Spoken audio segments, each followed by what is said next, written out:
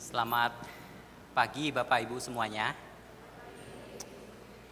Ya, saya undang kita bangkit berdiri, bisa memberikan salam kepada rekan-rekan di kiri dan kanan. Selamat berlibur, selamat beribadah, Tuhan Yesus memberkati. Saya akan membacakan ajakan beribadah untuk kita semua. Mazmur 138 ayat 2. Aku hendak sujud ke arah bait-Mu yang kudus dan memuji nama-Mu oleh karena kasih dan kesetiaan-Mu, sebab Kau buat nama-Mu dan janji-Mu melebihi segala sesuatu. Mari kita mempersiapkan hati kita dengan mengangkat pujian. Kau sungguh indah, tiada taranya.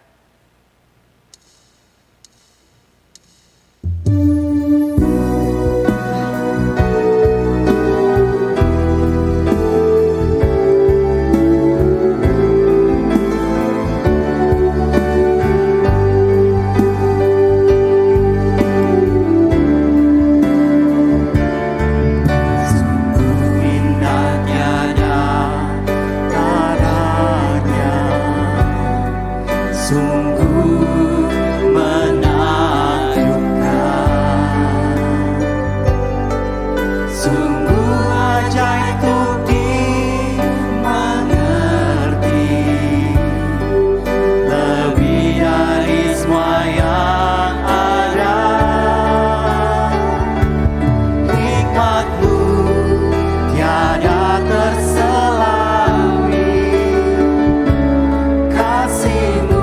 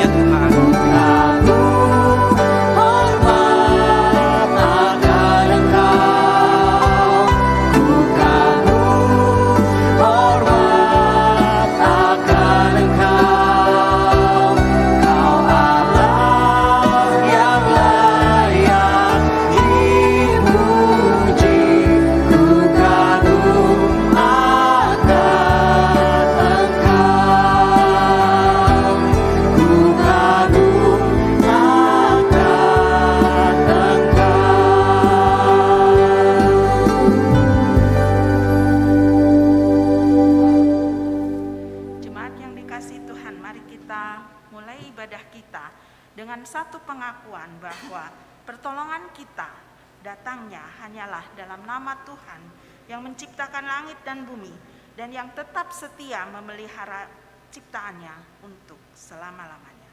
Turunlah atas kita semua anugerah dan damai sejahtera dari Allah Bapa dan Tuhan kita Yesus Kristus, serta dalam persekutuan dengan Roh Kudus. Amin. Gloria Patri. Mari kita serukan pujian dan kemuliaan hanya kepada Allah Tritunggal dengan mengangkat pujian hormat bagi Allah Bapa.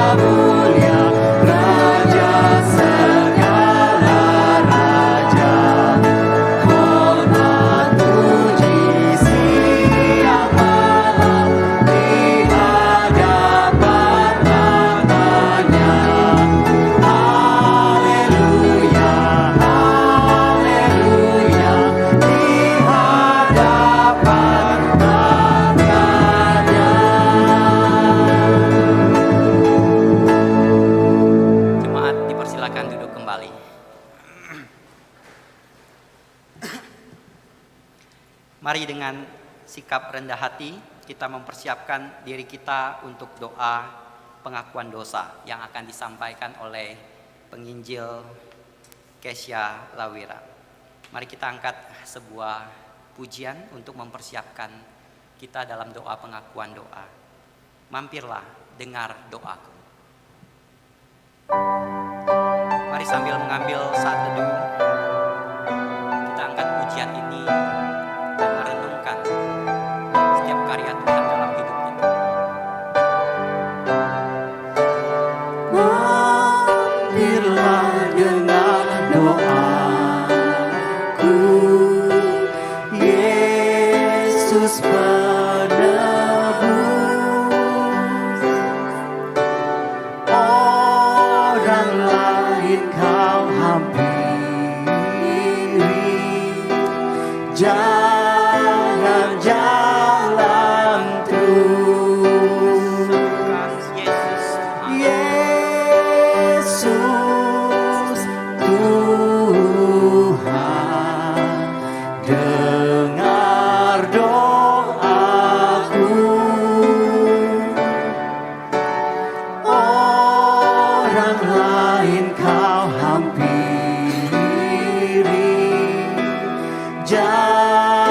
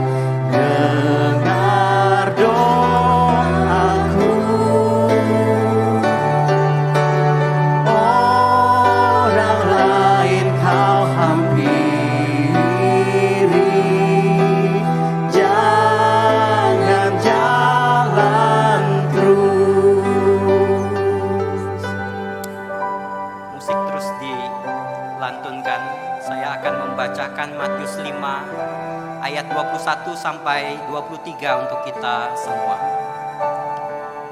Kamu telah mendengar bahwa kepada nenek moyang kita dikatakan, jangan membunuh.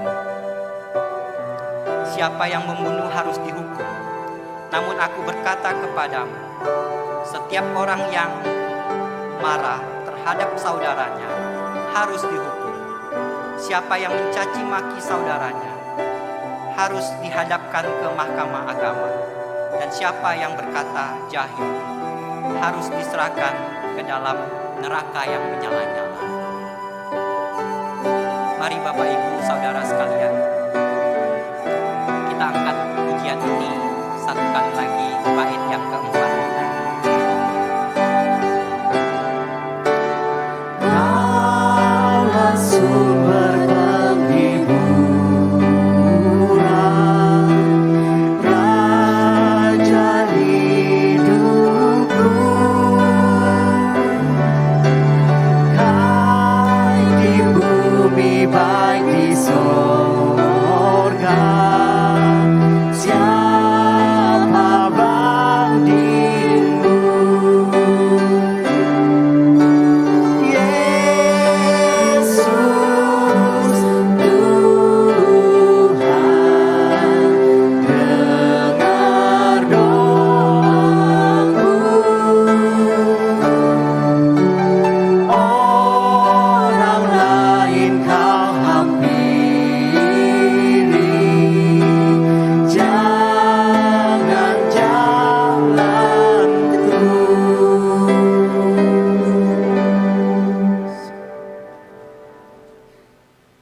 Ya Bapa, kami sungguh bersyukur untuk kesempatan kami beribadah ini. Sekalipun kami menyadari betapa kami sering menyakiti Engkau, ada banyak di dalam kehidupan kami tidak mampu mengikuti perintah-Mu.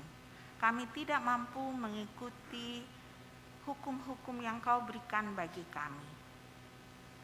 Kami menyadari betapa kami lemah, betapa kami penuh dengan dosa, betapa kami terikat dengan kedagingan kami. Ampuni kami ya Tuhan, sucikan kami, sehingga kami boleh layak untuk beribadah pada pagi hari ini. Dan ibadah ini boleh berkenan di hadapan-Mu, sekalipun kami penuh kelemahan, karena darah-Mu, pengorbanan-Mu di kayu salib sudah dengan sempurna menghapus dosa dan kesalahan kami. Biarlah melalui ibadah ini kami terus-menerus didorong untuk hidup sebagaimana yang Kau inginkan, sehingga hidup kami boleh berkenan di hadapan-Mu. Tolong Tuhan, ibadah pada pagi hari ini, setiap kami yang mengambil bagian di dalamnya, kami yang duduk beribadah, kami boleh ikut serta sungguh-sungguh menyembah dan memuliakan Engkau, sehingga ibadah ini boleh berkenan di hadapan-Mu. Terima kasih Tuhan. Dalam nama Tuhan Yesus kami berdoa. Amin. Mari saudara kita bangkit berdiri dan kita akan mendengar berita anugerah yang diambil dari Yohanes pasal 3 ayat 13 sampai 15. Tidak ada seorang pun yang telah naik ke surga selain Dia yang telah turun dari surga, yaitu Anak Manusia. Sama seperti Musa meninggikan ular di padang gurun, demikian juga Anak Manusia harus ditinggikan, supaya setiap orang yang percaya kepadanya beroleh hidup yang kekal. Amin. Masih tetap bangkit berdiri, kita akan menyanyikan sebuah pujian sebagai respon atas berita anugerah bagi kita, terbesar kasih-Nya. Mari kita angkat pujian ini bersama-sama.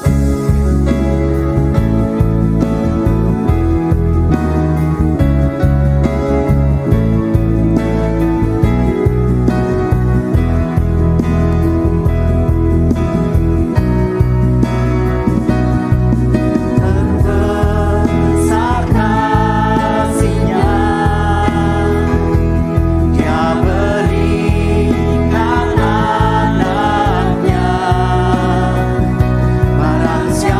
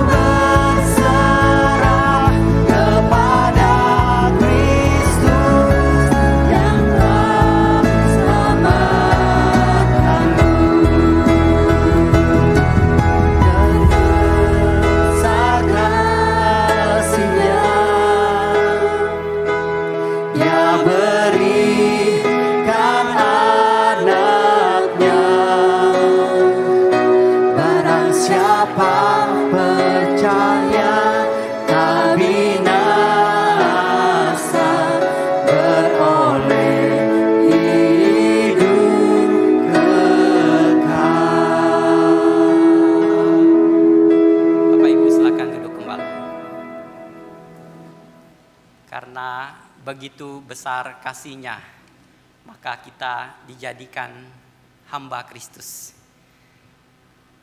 Sebentar lagi kita akan mempersiapkan kebenaran firman Tuhan yang akan dibawakan oleh penginjil Kesia. Waktu memikirkan topik menjadi hamba Kristus, saya ingat diskusi saya dengan sepupu. Ya. Dia taruna. Ya. Kalau dia datang main itu selalu harus lihat tuh ada seniornya atau tidak. Kalau ada senior tuh langsung yes, siap senior. Jadi kalau seniornya bilang push up, nggak boleh bertanya ya, langsung push up gitu. Luar biasa ya untuk jadi abdi negara sampai sebegitunya ya. Dan kita siapa? Kalau mereka abdi negara ya, kalau kita hamba Kristus. Orang-orang yang sudah ditebus dan telah menerima anugerah Kristus dalam hidup kita. Biarlah hidup kita selalu mencerminkan karya Kristus itu hadir dimanapun kita ditempatkan. Pada saat ini kita akan mempersiapkan untuk pembacaan kebenaran firman Tuhan melalui khotbah yang akan disampaikan oleh Ibu Kesia. Untuk itu mari kita mengangkat sebuah pujian hati hamba. Mari kita mempersiapkan hati kita.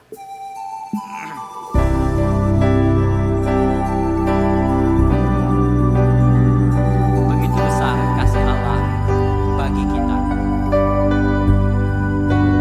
Mari kita katakan lewat pujian hati seorang hamba.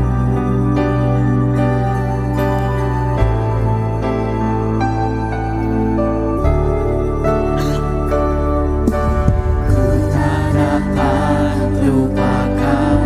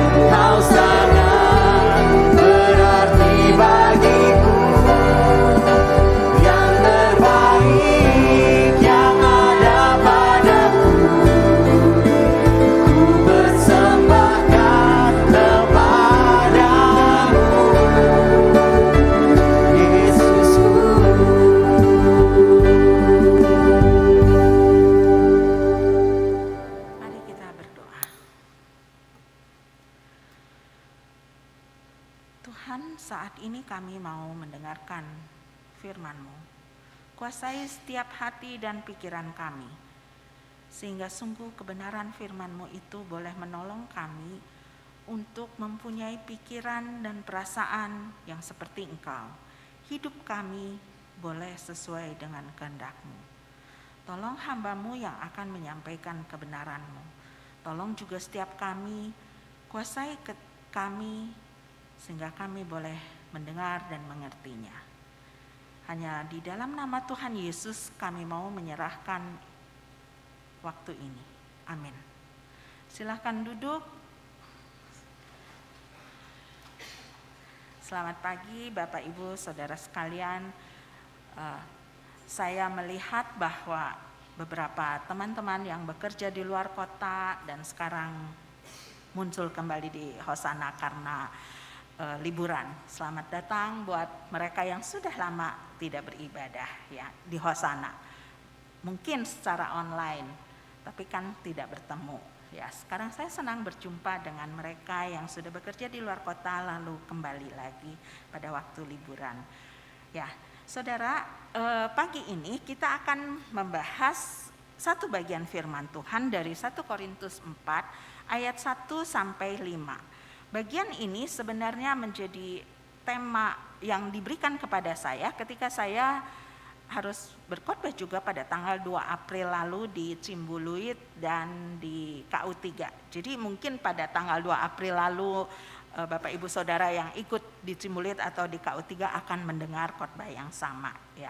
Saya tidak mampu mengubah isi khotbah saya dalam waktu singkat ya, sehingga terpaksa saudara yang sudah mengikuti ibadah pada waktu itu di dua tempat itu akan mendengar hal yang sama. Tapi tidak apa ya. Mari kita bersama-sama melihat 1 Korintus pasal 4 ayat 1 sampai 5. Saya akan bacakan buat kita semua firman Tuhan ini. Tuhan adalah satu-satunya hakim. Beginilah hendaknya orang memandang kami sebagai hamba-hamba Kristus yang kepadanya dipercayakan rahasia Allah, yang akhirnya dituntut dari pelayan-pelayan yang demikian ialah bahwa mereka ternyata dapat dipercayai. Bagiku tidak begitu penting entahkah aku dihakimi oleh kamu atau oleh suatu pengadilan manusia. Malahan diriku sendiri pun tidak kuhakimi, sebab memang aku tidak sadar akan apapun tentang diriku. Tetapi bukan karena itulah aku dibenarkan, melainkan Tuhanlah yang menghakimi aku. Karena itu janganlah menghakimi sebelum waktunya, yaitu sebelum Tuhan datang. Ia akan menerangi juga apa yang tersembunyi dalam kegelapan, dan ia akan memperlihatkan apa yang direncanakan di dalam hati. Kelak tiap-tiap orang akan menerima pujian dari Allah. Saudara yang dikasih Tuhan, sudah pernah melihat produk ini, bahkan mencobanya, kemudian menikmatinya. Ini adalah mie ramen, ya, mie rasa Jepang, keluaran terbaru dari Indomie. Kalau tidak salah itu 6 Maret kemarin baru diluncurkan, dan kemudian Indomie mengiklankannya dengan besar-besaran ya. Bahkan di Jakarta katanya ada gerainya khusus untuk Indomie ini lalu dimasakkan. Nah, mie ini sempat sangat menggoda saya. Baru-baru ini ketika saya melihat iklannya baik di TV ataupun di media-media sosial. Nah, saya ingin kemudian mencobanya, baik untuk membeli atau menikmatinya. Sampai tadi pagi saya tidak berhasil mendapatkannya karena memang ternyata hanya baru bisa online. Tapi tadi pagi setelah selesai ibadah 1, rekan saya langsung, "Cik, ini kalau mau cobanya." Rupanya dia stok. Nah, dia langsung kasihkan kepada saya. Padahal sama sekali saya bukan bermaksud untuk meminta atau bagaimana ya, tapi dia bilang, "Cik, coba nih. Cobain nanti kasih rekom," katanya. Saudara, kenapa saya sampai tergoda? Biasanya saya untuk mie itu tidak terlalu memperhatikan ya, karena saya juga tahu bahwa Indomie tidak terlalu sehat dan segala macamnya. Tapi kadang-kadang pengen gitu. Nah, apalagi dengan iklan yang menarik. Dikatakan hanya dengan 6.000 kita sudah bisa merasakan ramen khas Jepang. Mana ada ya ramen seharga 6.000. Nah, saudara, sekali lagi jangan salah paham ya. Saya tidak sedang mengendorse produk ini. Walaupun tadi saya ditegur juga oleh rekan saya. Walaupun tidak mengendorse, pasti nanti rekan-rekan atau teman-teman di tempat ini yang sudah mendengar pasti mau mencobanya juga. Sebenarnya saya tidak berniat atau menunjukkan produk ini. Saya hanya ingin menekankan bahwa kenapa saya ingin mencobanya. Salah satunya adalah karena saya melihat komen di TikTok, di Instagram, di toko-toko online. Semua memberi penilaian yang sangat baik.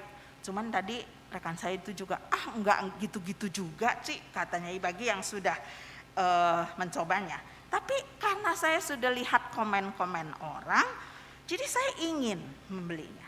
Saudara, sekarang ini kalau kita mau membeli satu produk, biasanya yang kita lakukan selain melihat deskripsi produk itu, kita lihat juga komen dari orang-orang. Kita sangat bergantung pada review dari orang-orang lain yang sudah membelinya. Penilaian itu cukup penting dan menentukan ya. Makanya ada produsen-produsen atau penjual-penjual yang mau sampai memberi poin kepada kita kalau kita sudah memberi review. Jadi kalau sudah beli satu produk terus kita mau meluangkan waktu untuk mereview produk itu, maka kita dapat poin. Bahkan apalagi kalau di video dan segala macamnya, maka kita dapat poin lebih. Nah, walaupun kita juga tahu ya, bahwa penilaian dari orang-orang itu belum tentu benar. Ada yang mungkin kayak saya tuh, karena pengen poin, jadi ya udah kasih review aja deh. Nah, seringkali tanpa sadar kita juga memberi penilaian bukan hanya ke satu produk, tapi kepada orang-orang di sekeliling kita. Sehingga orang-orang itu pun bisa jadi bergantung. Harga dirinya bergantung pada penilaian orang-orang. Nah, saudara, Norma Jean Matterson itu lahir 1 Juni 1926 dari seorang ibu yang punya gangguan jiwa dan dia tidak pernah tahu siapa ayahnya. Dengan usaha yang sangat keras, akhirnya dia menjadi seorang yang sangat terkenal, artis terkenal pada masanya, bahkan mungkin sampai pada masa ini. Siapa yang tidak kenal? Begitu melihat gambar ini, rata-rata biasanya orang pada tahu ya, Marilyn Monroe. Nah, Marilyn Monroe ini sangat terkenal bahkan sampai saat ini menurut saya ya. Selain karena dia sangat kaya, karena memang dia artis dengan bayaran yang cukup mahal.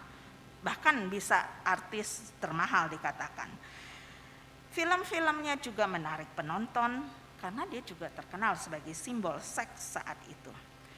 Nah, tahun 1999, Institut Film Amerika yang cukup bergengsi itu masih menempatkan Marilyn Monroe dalam posisi ke-6 dalam daftar legenda artis layar lebar perempuan yang terbaik pada masa keemasan Hollywood. Tetapi tragisnya, pada akhirnya dia tidak puas dengan semua itu. Dia mengakhiri hidupnya sendiri pada tanggal 4 Agustus 1962. Saat itu dia berumur 36 tahun, masih muda. Mengapa di tengah-tengah kesuksesannya dia tetap tidak puas sampai-sampai harus mengakhiri hidupnya sendiri? Banyak yang mengatakan bahwa dia itu sebenarnya adalah seorang perempuan yang sangat-sangat bergantung pada penilaian orang. Dia tidak terlalu pintar memang karena walaupun dia sudah sangat terkenal, artis terkenal dengan bayaran termahal, film-filmnya laris, tapi dia sangat-sangat bergantung pada pelatih aktingnya, dan juga dia sangat bergantung pada penilaian orang-orang. Dia terus-menerus merasa dirinya tidak cukup baik. Dia terus-menerus sangat risau dengan penilaian orang akan dirinya. Saya pikir beruntung ya, pada saat itu tidak ada Instagram ataupun media-media sosial lain, sehingga setiap saat bisa-bisa. Kalau saya bayangkan dia, kalau ada saat itu, mungkin setiap saat dia lihat siapa yang like dia, berapa orang like dia, berapa orang yang melihat dia. Saking dia sangat tergantung pada penilaian orang, sehingga dia tidak pernah puas, dan untuk menenangkan dirinya dia kecanduan obat-obat terlarang, sampai akhirnya dia overdosis. Dia overdosis dan mengakhiri hidupnya hanya untuk mencari ketenangan yang tidak pernah didapatnya. Saudara, bukan hanya Marilyn Monroe, hamba-hamba Tuhan pun bisa seperti itu. Kita pun, orang-orang yang mengenal Tuhan, bisa bermasalah dengan penilaian orang dan harga diri. Saya mengenal seorang hamba Tuhan yang akhirnya harus berpindah-pindah tempat pelayanan, karena selalu merasa bahwa orang menilai dia tidak cukup baik, tidak pernah menilai dia dengan baik, sehingga dia pindah dari satu tempat ke tempat lain supaya untuk mendapatkan penilaian yang baik.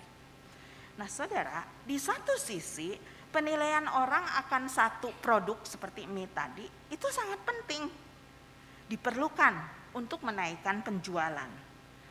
Tapi ternyata ketika itu diterapkan kepada manusia, kepada orang, penilaian orang itu menjadi masalah yang cukup serius kalau orang itu kemudian bergantung pada penilaian orang sekitarnya. Bukan hanya masalah yang cukup serius, tapi menjadi masalah yang fatal. Mengapa demikian? Kalau produk, ya memang itu penting, harus ada review, harus ada komen orang, penilaian orang. Tapi ketika orang, itu menjadi masalah. Saya pikir itu berkaitan dengan tujuan dari sesuatu itu diciptakan. Tujuan dari satu hal itu dibuat. Indomie memang diproduksi untuk memenuhi selera orang. Dia harus dibuat supaya disukai orang, makanya penilaian orang itu menjadi penting supaya produk itu menjadi laris. Nah, manusia diciptakan untuk apa? Manusia sebenarnya diciptakan hanya untuk menjadi kesukaan penciptanya, bukan supaya disukai oleh banyak orang atau dinilai baik oleh semua orang. Jadi ketika penciptaan itu tercapai tujuannya, maka dia akan dinilai baik. Jadi tergantung dari tujuannya. Tapi kalau kemudian tujuan itu beralih dari menjadi kesukaan dari penciptanya, menjadi kesukaan buat banyak orang, maka itu akan menjadi masalah besar bagi dirinya. Dalam bagian ini, 1 Korintus pasal 4 ini, Paulus dengan tegas dan berani mengatakan bahwa aku tidak peduli dengan penilaian kamu. Paulus tidak peduli dengan penilaian jemaat Korintus. Apa maksud Paulus? Dan mengapa Paulus sampai bersikap demikian? Minggu lalu di dalam kebaktian ini Pak Pendeta Chandra menjelaskan bahwa jemaat Korintus, di dalam jemaat Korintus itu pernah digembalakan, dilayani oleh hamba-hamba Tuhan yang terkenal, oleh Apolos. Apolos itu dikenal sebagai pengkhotbah besar pada zamannya, pengkhotbah hebat, mengalahkan Paulus dan Petrus. Dan bukan hanya oleh Apolos, jemaat ini pernah juga digembalakan oleh Petrus, yang mungkin pelayanannya juga cukup baik, menarik banyak jemaat. Siapa tidak kenal Petrus sebagai murid Tuhan Yesus, saksi mata. Nah, sehingga jemaat ini seharusnya bisa menjadi jemaat yang cukup dewasa. Tapi ternyata mereka malah membanding-bandingkan para pengajarnya. Paulus dinilai kurang dari yang lain. Jemaat ini sangat membeda-bedakan hamba-hamba Tuhan, pengajar-pengajarnya, sampai-sampai jemaat itu terancam untuk pecah. Karena sebagian mengidolakan hamba Tuhan ini, sebagian mengidolakan hamba Tuhan ini, sebagian mengidolakan Paulus. Nah, yang tidak mengidolakan Paulus kemudian menjelek-jelekan Paulus, dan itu kedengaran ke Paulus. Lalu bagaimana Paulus menanggapi hal itu? Surat 1 dan 2 Korintus adalah surat dari Paulus kepada jemaat di Korintus, yang sebenarnya jemaat Korintus ini adalah Paulus yang mendirikannya. Paulus mendirikan jemaat ini pada waktu dia memberitakan Injil yang dikenal sebagai perjalanan misinya yang kedua. Lalu kemudian dia menjadi gembalanya di Korintus ini selama 18 bulan.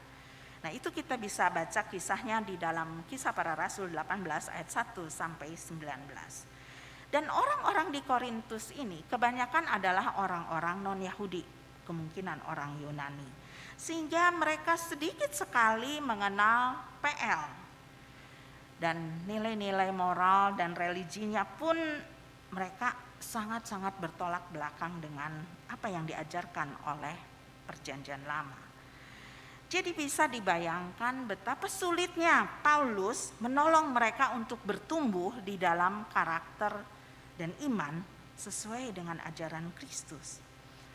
Terlebih lagi memang lingkungan mereka itu juga sangat tidak mendukung.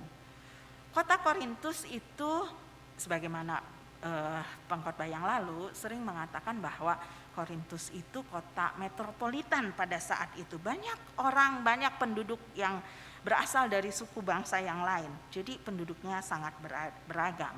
Sehingga dewa-dewanya pun banyak. Tidak heran ada banyak kuil-kuil untuk mereka menyembah berhala. Dan yang paling terkenal itu di salah satu puncak bukit di bagian selatan kota itu ada satu kuil tempat mereka menyembah satu dewi yang dikenal sebagai Dewi Afrodit, yang merupakan dewi cinta, ya, dewi kasih bangsa Yunani.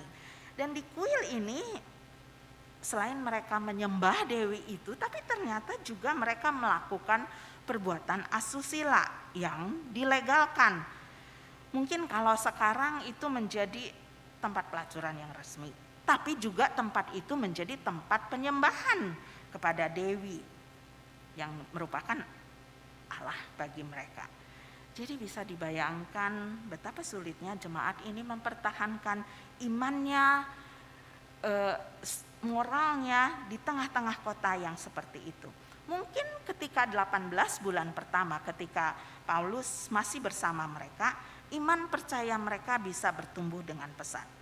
Lalu kemudian ada juga Apolos, kemudian juga Petrus mengajar di kota ini. Tapi setelah para pengajar ini pergi untuk melanjutkan pemberitaan Injil, timbullah berbagai persoalan. Salah satunya adalah sebagian jemaat menganggap bahwa Apolos lebih tinggi dari yang lain, lebih hebat dari Paulus atau pengajar-pengajar lain. Memang karena apa yang dipunyai Pak Apolos tadi. Apolos itu pandai sekali berbicara, punya kemampuan mengajar dan bahkan mungkin dikatakan kemampuan untuk menulis pun lebih baik daripada Paulus dan guru-guru lain. Dan Paulus pun sebenarnya sebagai murid dari satu rabi yang terkenal, Rabi Gamaliel, Pendeta Chandra minggu lalu juga pernah menyebutkannya, tentu bukan orang sembarangan. Dia kemampuan berpikirnya, kemampuan untuk mengerti satu hal pasti sangat istimewa, sehingga dia bisa menjadi murid dari rabi yang terkenal. Dan sebagian jemaat kemudian menganggap bahwa Paulus lebih hebat dari yang lain. Lalu kemudian juga ada Kefas atau Petrus yang juga terkenal sebagai murid Tuhan Yesus yang sangat berani. Jadi jemaat ini punya idola masing-masing yang akhirnya kemudian memfavoritkannya dan kemudian mengkultus individukannya. Nah, sebenarnya ini bukan hanya tentang kultus individu atau favoritisme. Bisa jadi bahwa ini juga kemudian berkaitan dengan doktrin mereka, pemahaman akan kekristenan. Bayangkan ini awal-awal kekristenan baru dibentuk, doktrinnya sedang dibentuk. Nah, kemudian mereka masing-masing mencoba menyusun iman mereka sebagaimana golongan-golongan ini. Golongan Paulus itu dikatakan bahwa mereka kebanyakan adalah kaum libertin. Mereka adalah orang-orang yang telah mendengar khotbah Paulus tentang kemerdekaan Kristen. Mereka menyimpulkan bahwa kalau mereka sudah jadi orang Kristen, mereka dapat hidup sesukanya karena sudah merdeka. Dan menurut para agama Yahudi yang bertentangan dengan Paulus saat itu, itulah kalau berita tentang Kristus tidak disertai dengan hukum Taurat. Nah, hal itu sebenarnya sudah pernah mereka perdebatkan di Galatia di dalam sidang, satu sidang mungkin saat ini seperti sidang sinode atau sidang konsili. Paulus sudah pernah menjelaskan apa pandangannya, bahwa sebagai orang Kristen ia selalu menjalankan kewajiban-kewajiban moral juga. Ia datang ke bait Allah setiap Sabat. Lalu tapi dia katakan dengan Kristus, pengorbanan Kristus itu sudah cukup. Tidak perlu lagi ditambah-tambahkan. Nah, golongan kedua yaitu golongan Kefas. Orang-orang ini merupakan kaum legalistik. Mereka seperti para guru agama di Yerusalem tadi yang berpendapat bahwa kehidupan Kristen kalau sudah menerima Kristus itu tetap harus menjalankan hukum Taurat dengan ketat. Aturan ketat baik menurut upacara agama, misalnya harus tetap ke bait Allah setiap Sabat, lalu tetap disunat dan segala macamnya, itu harus tetap dijalankan sekalipun sudah menerima Kristus. Nah, golongan ketiga, kelompok Apolos, kemungkinan ini adalah terdiri dari orang-orang yang mengikuti, yang punya latar belakang orang-orang Yunani, sehingga pandangan Yunani klasiknya pun masih terbawa-bawa. Mereka berpendapat bahwa mengikut Tuhan itu adalah secara pribadi. Makanya tidak heran kalau orang Yunani boleh milih, saya sukanya dengan dewa apa, jadi saya mau menyembah itu. Nah, mereka berpikir bahwa Kristus juga seperti itu. Saya sekarang menyembah Kristus karena itu sesuai dengan saya. Golongan keempat, kelompok Kristus.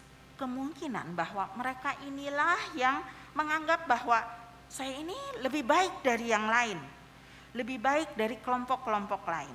Dan masing-masing kelompok ini merasa lebih baik dari yang lain sehingga mereka merendahkan yang lainnya. Bahkan bukan hanya kelompok yang lain yang direndahkan, pengajarnya pun direndahkan. Bahkan kemudian sebagian jemaat Korintus ini kemudian mencela dan menganggap bahwa Paulus yang memang tidak fasih bicara, tidak pintar berkhotbah, itu lebih rendah. Saudara masih ingat cerita tentang seorang muda yang bernama Eutikus yang ketika Paulus berkhotbah di Troas, saking Paulus semangatnya berkhotbah mengajar, sampai jauh malam dia berkhotbah. Nah, kemungkinan ya, Paulus itu bicaranya sudah membosankan, lama lagi, sehingga ia terlelap tidur ketika mendengar khotbah Paulus itu. Dan tertidur dan dia duduknya di jendela lantai 3. Kemudian saking lelapnya tidur, dia jatuh ke bawah dan mati. Sudah gak pandai bicara, membosankan, lama lagi. Maka tidak heran kemudian jemaat Korintus itu menilai Paulus sebagai hamba Tuhan yang minus. Penilaiannya kurang. Nah, di dalam pasal 4 inilah kemudian Paulus menuliskan apologinya, pembelaannya. Paulus ingin agar jemaat di Korintus itu menghargai semua pelayan Allah, bukan hanya dia, tapi semua pelayannya. Jangan hanya menganggap yang dianggapnya bagus, yang pintar bicara, yang dihormati, dihargai. Sebenarnya di 1 Korintus pasal 3 ayat 5 sampai 8, berapa paragraf sebelumnya, Paulus sudah menekankan bahwa semua pelayan Allah itu sama pentingnya. Yang menanam, menyiram, itu sama-sama diperlukan. Dan yang terpenting adalah satu kesadaran bahwa Allah lah yang menumbuhkan.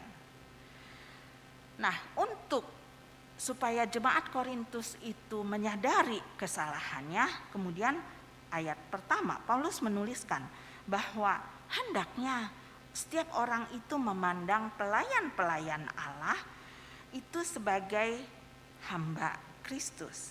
Kalau di terjemahan baru itu kelihatannya, kalau saya bacakan, hendaklah orang memandang kami sebagai hamba-hamba Kristus yang kepadanya dipercayakan rahasia Allah. Sepertinya label hamba Allah itu hanya satu, hamba Kristus. Tetapi sebenarnya di dalam bahasa aslinya yang kemudian diterjemahkan dalam King James Version, Alkitab bahasa Inggris yang King James, itu akan kelihatan bahwa sebenarnya Paulus menuliskan di situ ada dua label untuk hamba Allah itu. Yang pertama itu huperetas. Huperetas atau bahasa Inggrisnya ministers of Christ itu hamba Kristus. Artinya memang hamba Kristus dan kedudukannya sangat-sangat rendah. Huperetas ini menunjuk pada budak zaman dulu yang bekerja di sebuah kapal sebagai pendayung. Nah, kapal kan zaman dulu bergeraknya hanya dengan tenaga manusia, mendayung. Nah, dilakukan oleh huperetas ini, oleh para budak. Dan mereka itu mendayungnya ada dua, di tingkat 2 dan tingkat paling bawah, maksudnya 2 dari bawah. Nah, di paling bawah itulah mereka bekerja. Kedudukannya sangat rendah. Nah, lalu kemudian sebagai hamba-hamba yang dipercayakan rahasia Allah, itu memakai kata oikonomos. Oikonomos ini yang kemudian kita kenal kata ekonomi. Stewards of mysteries of God. Pengurus-pengurus rahasia Allah. Atau sebenarnya menunjuk kepada bendahara ya. Pada umumnya bendahara memang harus mengawasi, mengatur semua hal dalam satu rumah tangga. Dan untuk itu orang menjadi bendahara atau pengawas itu orang yang harus dapat dipercaya dan diandalkan. Dan kedudukannya sangat-sangat tinggi, paling tinggi di dalam sebuah rumah tangga itu. Jadi Paulus hendak menunjukkan bahwa semua kita, karena kita sudah jadi hamba-hamba Kristus, bukan? Bahwa memang kita adalah hamba Kristus yang sangat rendah kedudukannya. Karena harus bekerja keras dengan tangannya. Tapi juga kita adalah seorang hamba yang berkedudukan tinggi.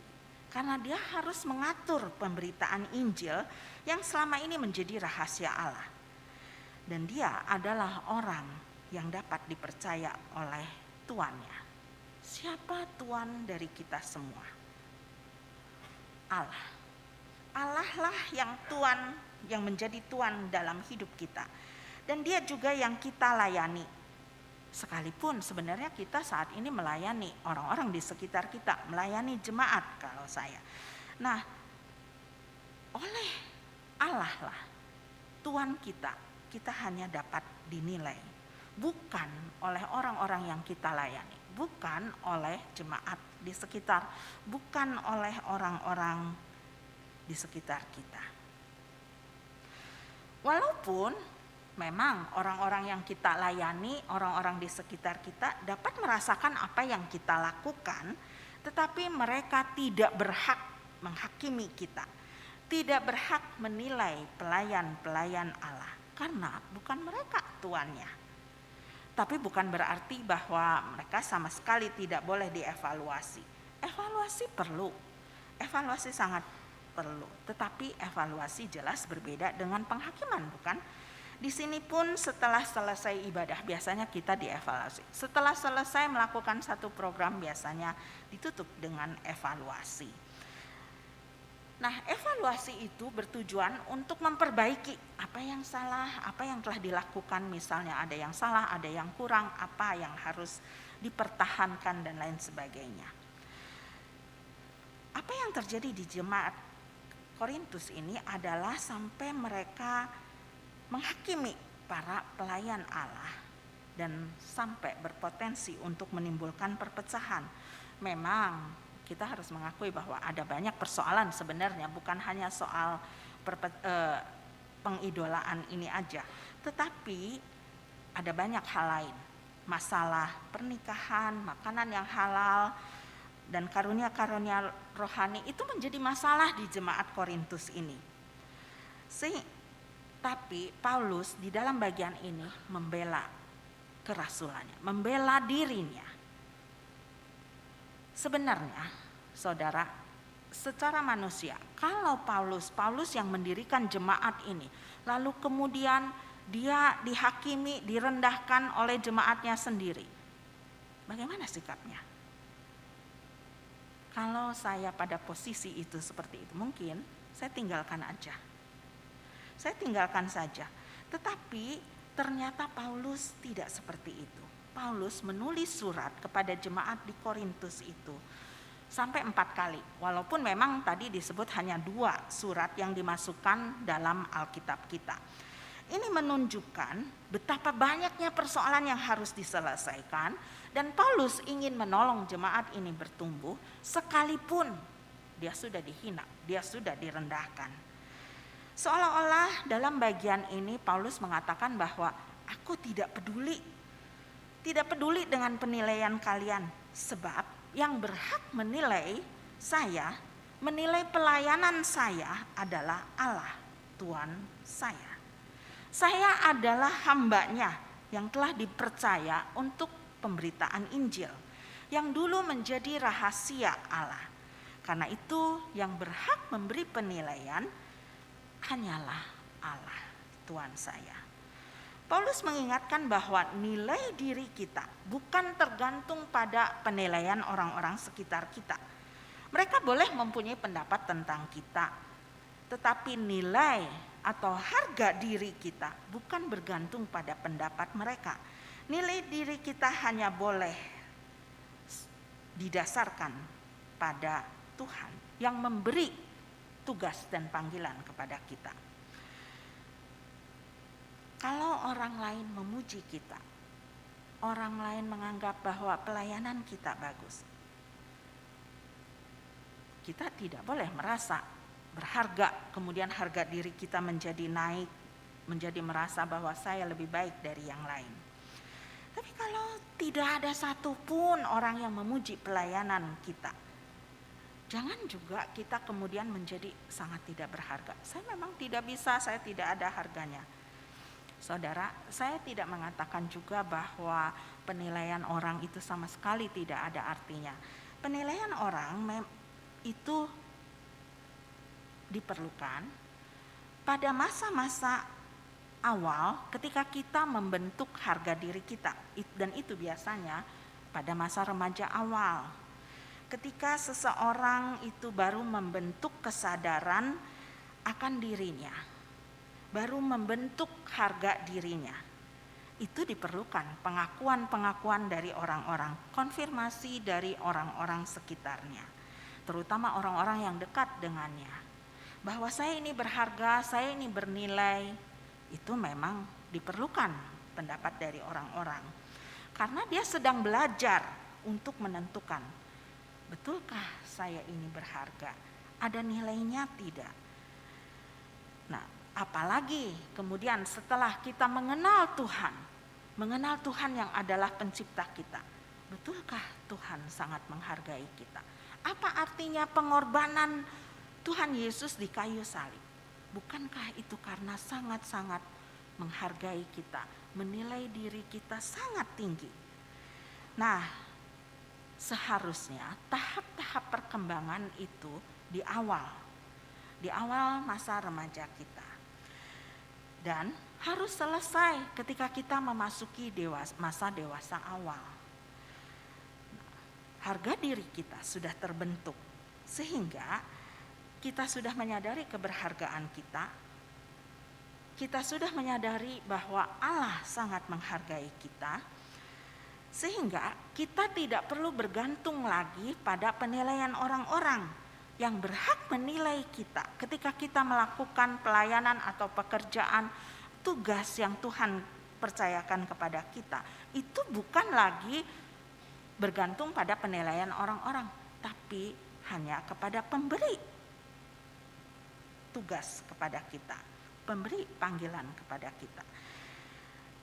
Saudara, sayangnya ada banyak di antara kita yang kemudian masih terus-menerus bergantung kepada penilaian orang.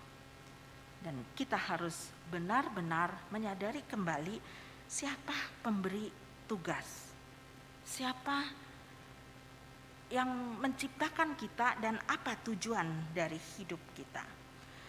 Karena kalau kita hanya mendasarkan keberhargaan kita pada penilaian orang, kita sangat ingin memuaskan, mendapat nilai yang baik dari orang-orang sekitar kita. 100 orang dengan penilaian yang berbeda, 100 orang yang akan kita penuhi supaya menilai diri kita baik. Betapa melelahkan bukan hidup kita.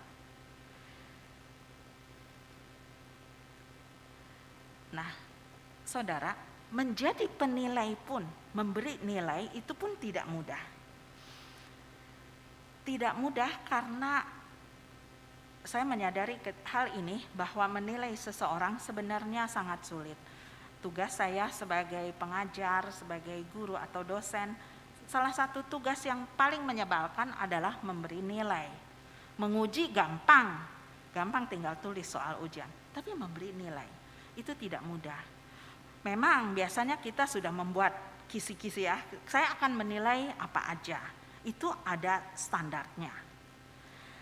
Nah, tapi kita tidak akan bisa mengenal murid kita sedalam-dalamnya. Kita terbatas.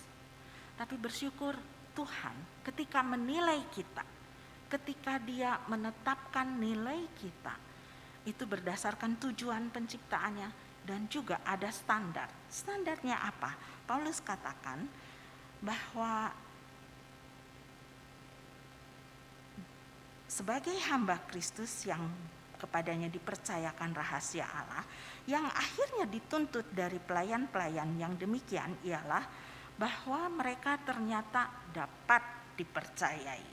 Dapat dipercayai ini memakai kata setia, faithful.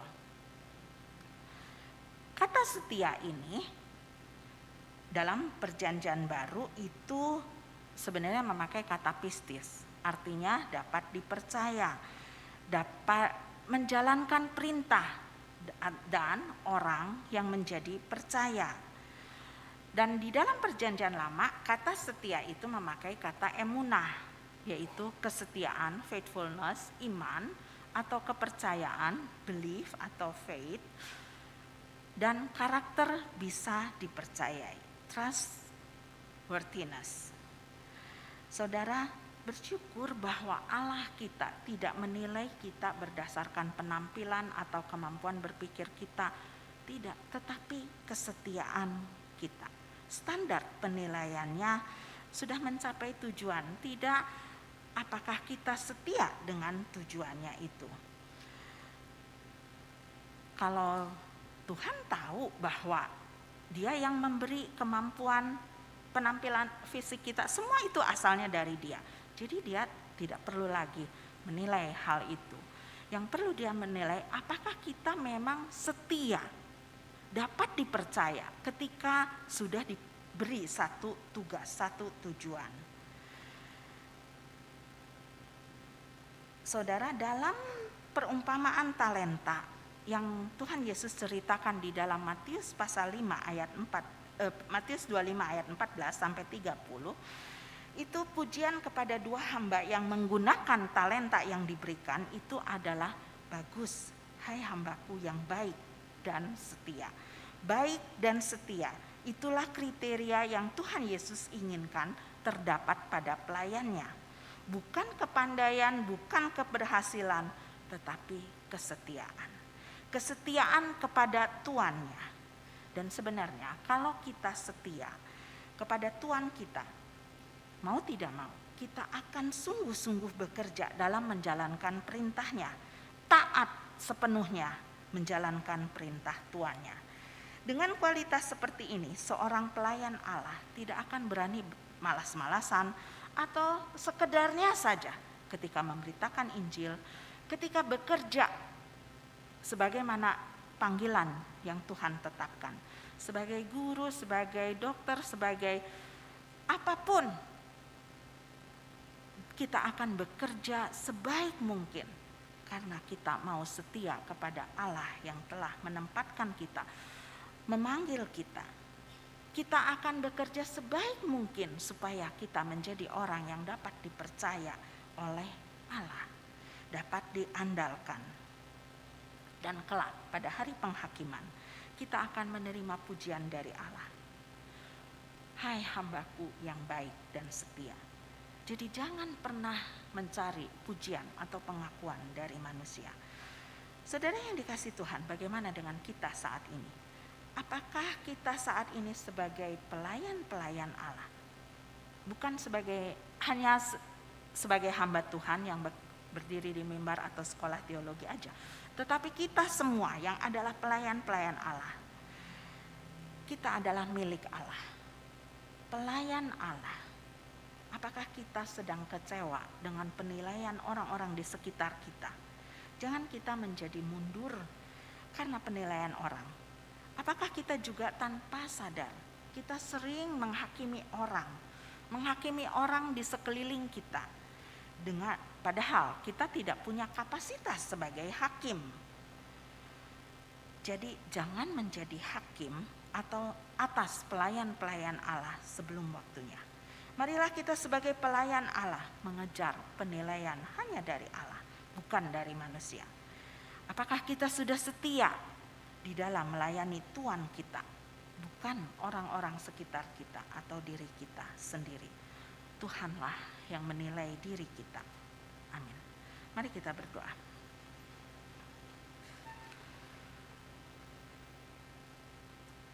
Bapa di surga, sebagai hamba-hamba Kristus, ketika kami dipercayakan satu tugas, satu panggilan, bukan hanya di dalam gereja atau pelayanan mimbar saja, tetapi dimanapun ketika Engkau menempatkan kami, ajar kami untuk menjadi hamba-Mu yang setia, yang tidak mendasarkan harga diri kami, keberhargaan kami kepada penilaian orang-orang lain. Kami sadar bahwa itu sulit, itu sangat sulit buat kami. Tetapi kami percaya Engkau akan menolong kami, terus-menerus mengingatkan kami, sehingga kami mau belajar untuk menjadi hamba yang setia. Terima kasih Tuhan, tolonglah kami. Dalam nama Tuhan Yesus kami berdoa. Amin.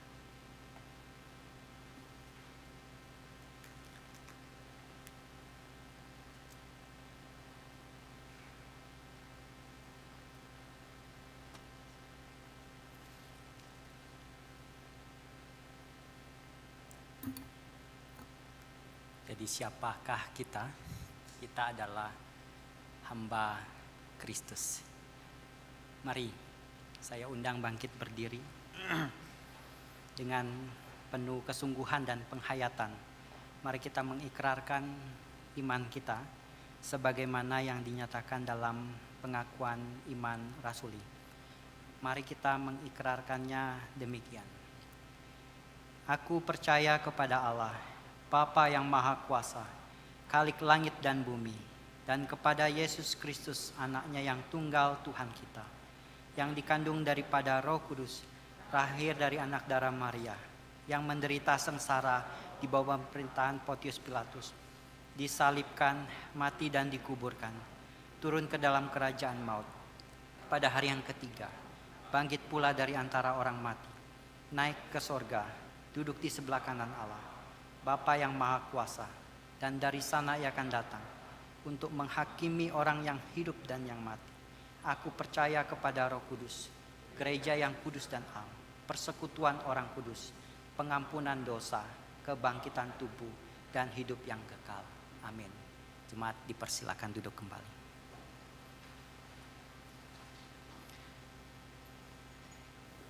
Pada saat ini kita diberikan kesempatan untuk memberikan persembahan, dan persembahan bisa dilakukan dengan cara mengisi ke dalam amplop seperti biasa, ataupun bisa melakukan scan barcode dan transfer.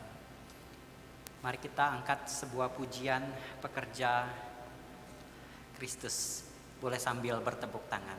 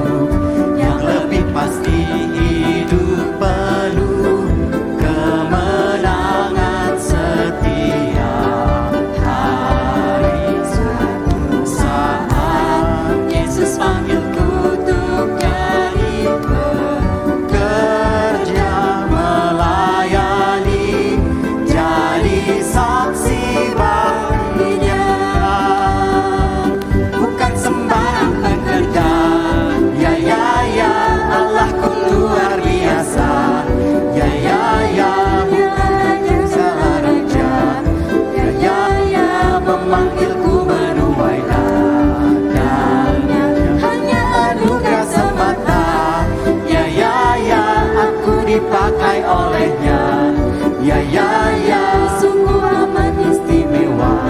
Ku jadi pekerja Kristus yang mulia. Sekali lagi ya. Telah lama ku cari-cari langkah hidup yang lebih pasti, hidup penuh kemenangan setia. Saat Yesus panggilku untuk jadi pekerja, melayani, jadi saksi baginya. Sambil bangkit berdiri. Bukan sembarang pekerja, ya Allahku luar biasa. Ya Dialah Raja segala raja. Ya memanggilku menuai tandanya, hanya anugerah semata. Ya aku dipakai olehnya. Ya sungguh amat istimewa. Ku jadi pekerja Kristus yang mulia. Bukan sembarang pekerja, ya Allahku luar biasa. Dialah Raja segala raja. Ya memanggilku menuai ladangnya, hanya anugerah semata. Ya aku dipakai olehnya. Ya sungguh amat istimewa. Jadi pekerja Kristus yang mulia. Sungguh amat istimewa. Jadi pekerja Kristus yang mulia.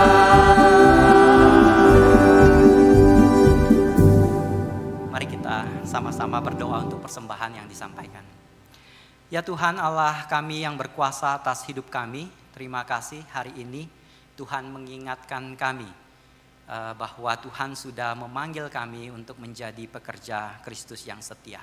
Tolong kami di tengah-tengah keterbatasan kami supaya kami boleh mengerjakan setiap panggilan Tuhan di dalam hidup ini dengan penuh kesetiaan. Tuhan, pada saat ini kami juga diberikan kesempatan untuk memberikan persembahan. Terima kasih untuk kesempatan ini. Biarlah Tuhan terus memberikan lebih banyak kesempatan untuk kami boleh menyampaikan persembahan. Lebih dari itu ya Tuhan, biarlah kami juga boleh menyampaikan hidup kami sebagai persembahan yang kudus dan berkenan di hadapan Tuhan. Tuhan, kami juga berdoa bagi pihak pengurus, kiranya Tuhan tolong supaya boleh mengelola dana yang ada dengan maksimal. Kami rindu berdoa biarlah melalui sumber daya yang ada Tuhan boleh pakai untuk semakin banyak orang mengenal Injil Kristus. Terima kasih ya Tuhan kami. Hanya dalam nama-Mu Tuhan dan Juru Selamat kami yang hidup, kami telah berdoa dan mengucap syukur. Amin. Bapak Ibu sekalian, pada saat ini kita rindu berdoa untuk satu pokok doa. Mari kita berdoa untuk saudara-saudara seiman kita yang duduk dalam jajaran pemerintahan dari daerah sampai pusat, serta yang duduk sebagai aparatur negara lainnya, supaya dapat menjadi terang dan menjaga integritas sebagai murid Kristus. Mari kita angkat suara bersama-sama. Tuhan, kami ingin berdoa secara khusus untuk rekan-rekan kami yang hadir di pemerintahan. Kami berdoa ya Tuhan, biarlah Tuhan berikan perlindungan-Mu buat mereka, supaya mereka juga boleh berkarya bagi Tuhan dan sesama. Kami merindukan biarlah anak-anak Tuhan boleh menolong banyak permasalahan-permasalahan di bangsa ini. Kami sungguh berdoa ya Tuhan, kuatkan iman mereka dan berikan mereka ketekunan untuk tetap setia menjadi murid Kristus di tempat-tempat yang Tuhan sudah tempatkan di pemerintahan ini. Kami menyerahkan hidup mereka ke dalam tangan Tuhan, keluarga mereka juga, kiranya juga Tuhan berikan perlindungan. Hanya dalam nama-Mu Tuhan dan Juru Selamat kami yang hidup, kami telah berdoa dan mengucap syukur. Amin. Bagi Dia yang berkuasa menguatkan kita, satu-satunya Allah yang penuh hikmat, oleh Yesus Kristus, segala kemuliaan sampai selama-lamanya.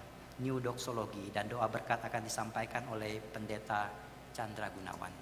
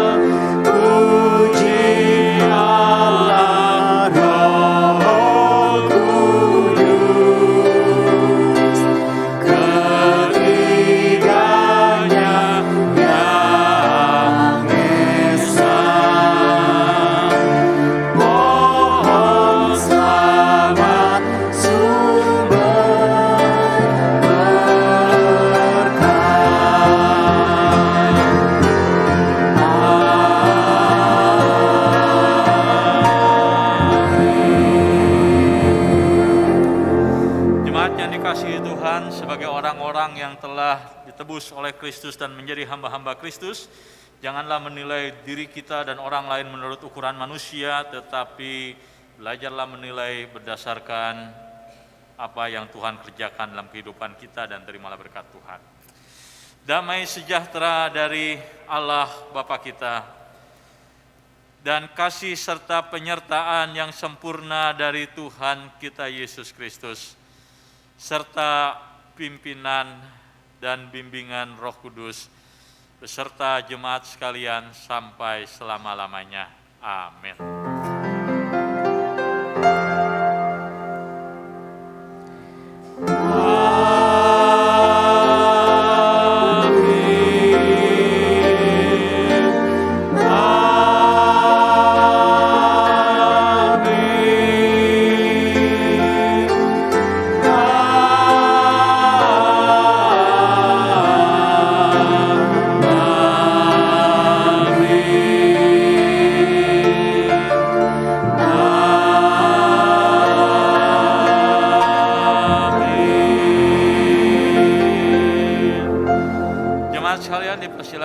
Silakan ambil waktu bersatu dulu mengucap syukur kepada Tuhan, dan warta akan disampaikan oleh Bapak Diaken Joni. Tuhan berkati.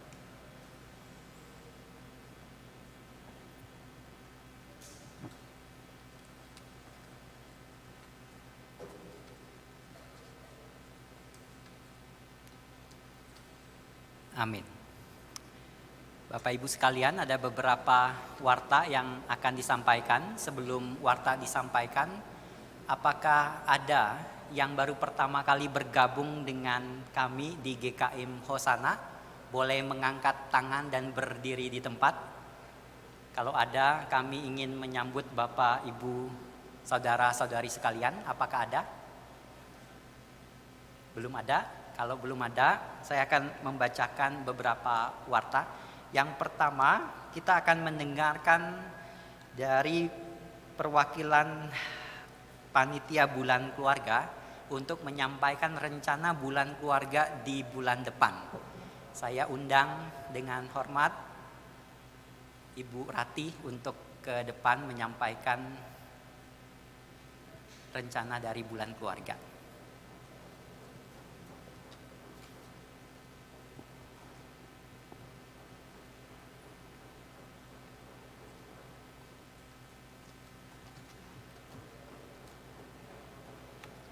Ya baik, Bapak Ibu, saya minta waktunya sebentar.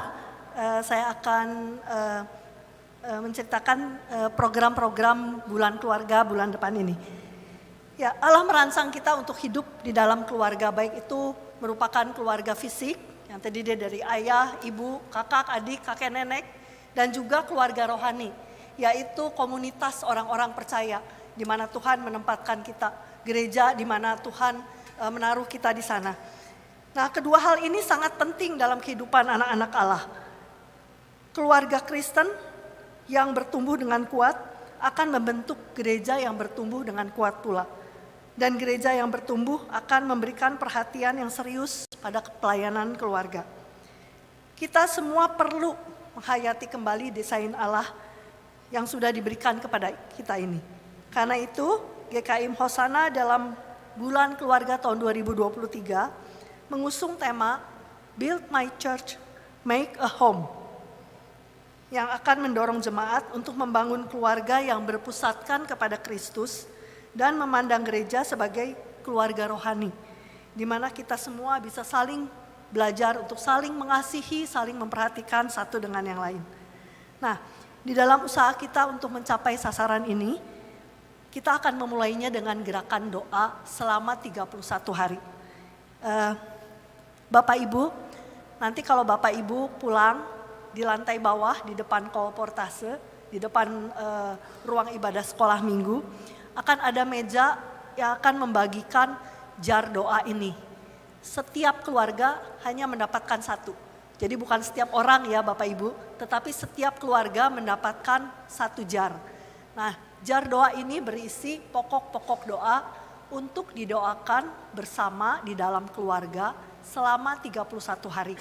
Ya, jadi Bapak Ibu nanti bersama anggota keluarga, bersama anak-anak bersama orang tua, kita akan sama-sama berdoa dengan mengambil satu pokok doa setiap hari. Di dalam jar ini ada 31 pokok doa yang akan didoakan selama bulan Mei. Jadi kita akan memulai doa bersama ini pada tanggal 1 Mei. Ya, kita dari panitia membagikan jar doa ini mulai hari ini. Ya, jadi silakan Ibu Bapak nanti boleh ambil jar ini. Kemudian untuk Kompas Iman, nah kita bekerja sama juga dengan bidang digital ministry. Kompas Iman selama bulan Mei akan mengusung tema-tema keluarga. Ya, tema-tema yang biasa dipergumulkan oleh setiap keluarga. Yang pertama, kita akan membahas mengenai bagaimana mencari pasangan hidup. Ya, bagi anak-anak muda yang ada di tempat ini, nah ini mungkin acara yang baik sekali ya, bisa didengarkan. Kemudian bagaimana mendidik anak-anak berusia batita. Ya, bagaimana membawa mereka, memperkenalkan mereka kepada Tuhan. Kemudian ada juga bagaimana membimbing dan mendisiplin anak-anak remaja untuk boleh tetap berada di dalam jalan Tuhan. Ya, itu tema dari Kompas Keluarga. Bagaimana nanti orang-orang tua melepaskan anak-anaknya ke dalam pernikahan. Nah, ini bagaimana ya? Apa nanti sesudah melepas anak-anak dalam pernikahan, orang tua ini masih punya hak untuk ngatur-ngatur hidup anaknya mungkin gitu ya. Itu nanti akan dibahas di dalam Kompas Iman. Dan yang terakhir itu mengenai bagaimana merawat orang tua. Ya, terutama mungkin yang punya orang tua sedang sakit, nah bagaimana keluarga dan bagaimana peran gereja di dalam hal ini. Ada satu isu lagi yaitu child free issue. Ini merupakan satu trending ya sekarang di zaman sekarang. Banyak sekali keluarga-keluarga muda yang menikah tapi tidak mau punya anak. Nah, ini bagaimana ini akan dibahas. Nah, di dalam Kompas Iman ini saudara ini ada satu hal yang beda gitu ya dari biasa. Kalau Bapak Ibu yang biasa mendengarkan Kompas Iman, biasanya kan ada pembahasan satu topik yang akan dibawakan oleh seorang hamba Tuhan dengan didampingi 2 moderator. Nah, tapi di dalam bulan keluarga ini kami ini mengundang para panatua dan para diaken itu untuk membagikan pengalaman mereka. Jadi kita akan belajar bagaimana kita memandang gereja ini sebagai keluarga rohani. Jadi orang-orang yang sudah memiliki pengalaman di dalam suatu bidang tertentu, nah ini di dalam bidang keluarga, di dalam Kompas Iman, mereka akan membagikannya. Gitu ya. Jadi Bapak Ibu, saudara-saudari bisa melihat Kompas ini ada sesuatu yang beda. Ya, di dalam Kompas Iman tema bulan keluarga ini beberapa diaken Lukas, Panatua Lukas, lalu Panatua Antonius, diaken Yohanes, lalu ada akan membagikan tips-tips bagaimana mereka itu membagikan pengalaman dan pergumulan mereka dalam topik-topik terkait. Ya, kita sebagai anggota keluarga Allah kita boleh saling berbagi pengalaman, berbagi pengumuman, berbagi tips-tips untuk kita saling menguatkan dan saling menolong. Dan kemudian yang ketiga, STUJK di dalam bulan keluarga selama bulan Mei itu membahas topik kelas manusia dan dosa. Nah, ini di dalam pertemuan terakhir itu akan membahas tema LGBT. Ya, ini terutama untuk remaja, kaum muda dan mungkin orang-orang tua yang memiliki pergumulan dalam hal ini. Nah, ini boleh diikuti ya. Lebih bagus lagi kalau Bapak Ibu ikut dari pertemuan pertama. Karena kelas STUJK itu terdiri dari 4 pertemuan. Nah, ini pertemuannya setiap hari Rabu dan Kamis tanggal 3, 4, 10 dan 11 Mei. Ya. Pertemuan terakhir akan membahas tema LGBT. Saya mengundang untuk semua yang hadir di tempat ini boleh ikut di dalam kelas STUJK ini. Ya, kelas ini akan diadakan lewat Zoom dan juga akan di streaming melalui YouTube. Ya, dan bagi Bapak Ibu nanti pada hari Minggu sebelum kelas pertemuan STUJK ini akan dibagikan link Zoom. Biasanya akan ditulis ya, akan diumumkan link Zoom-nya. Ya. Lalu akan ada ibadah khusus. Ibadah khusus ini nanti akan diadakan pada tanggal 18 dan 21. 18 itu pada hari Kamis itu adalah kebaktian khusus memperingati kenaikan Tuhan Yesus. Nah, setelah ibadah khusus ini akan ada acara kebersamaan di mana kita bisa berkumpul bersama dan kita akan mengadakan games. Ya, jadi untuk mengeratkan tali persaudaraan di antara kita semua. Ya, dan juga akan ada lomba-lomba yang akan diadakan sepanjang bulan Mei. Nah, lomba ini ada 2 macam. Satu, lomba foto keluarga. Ya, foto kekompakan keluarga, dan yang kedua itu adalah lomba membuat suatu barang daur ulang dari bahan-bahan bekas, ya, barang-barang bekas seperti botol bekas, plastik bekas. Nah, ini kedua lomba ini Bapak Ibu boleh ikut, silahkan mendaftar, nanti didaftarkan dulu pesertanya. Dan ini boleh dikerjakan sepanjang bulan Mei, kedua lomba ini. Ya, nanti boleh hasilnya akan dikumpulkan setiap hari di TU bisa, atau sesudah kebaktian tanggal 7, tanggal 14, tanggal 18.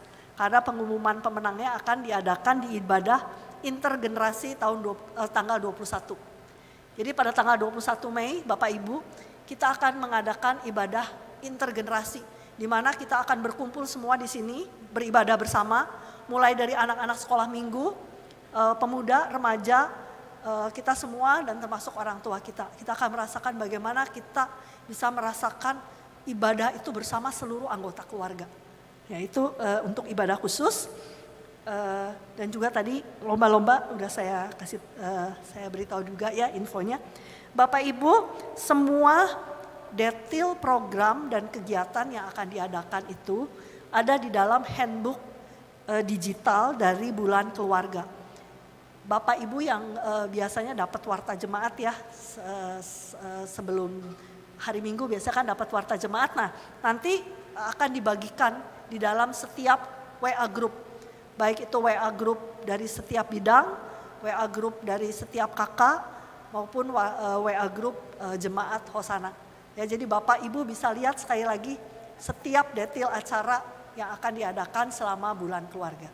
Ya, saya berharap bahwa kita semua dapat ikut ambil bagian, mau ikut lombanya atau mau ikut di dalam kegiatan-kegiatan yang diadakan, supaya kita semua bisa merasakan dan membangun suatu kesadaran bahwa kita semua ini adalah satu keluarga rohani di bawah payung GKIM Hosana. Terima kasih untuk waktu yang diberikan. Tuhan memberkati. Terima kasih Bu Rati sudah memaparkan dengan jelas buat kita terkait dengan Bulan Keluarga. Ada 2 pengumuman tambahan lainnya. Yang pertama adalah pendaftaran baptisan anak. Bagi Bapak Ibu yang ingin membaptiskan anak pada 28 Mei 2023 dapat mendaftarkan diri ke Tata Usaha GKIM Hosana dengan persyaratan. Yang pertama, salah satu orang tua merupakan jemaat GKIM Hosana, kemudian yang kedua orang tua mengikuti bina baptis anak yang akan dilakukan pada hari Kamis 27 April 2023 secara onsite. Itu yang pertama. Kemudian yang kedua adalah persembahan sinode. Minggu 30 April 2023 adalah Minggu Sinode GKIM. Dalam Minggu Sinode yang kelima, persembahan akan dilakukan 2 kali. Yang pertama persembahan untuk kas gereja seperti biasa. Kemudian yang kedua persembahan untuk Sinode GKIM Hosana dengan cara kalau transfer dengan cara menambahkan angka 5 di belakangnya. Demikian warta jemaat, ibadah selesai. Tuhan Yesus memberkati, tetap jaga protokol kesehatan, dan selamat hari Minggu Bapak Ibu sekalian semuanya.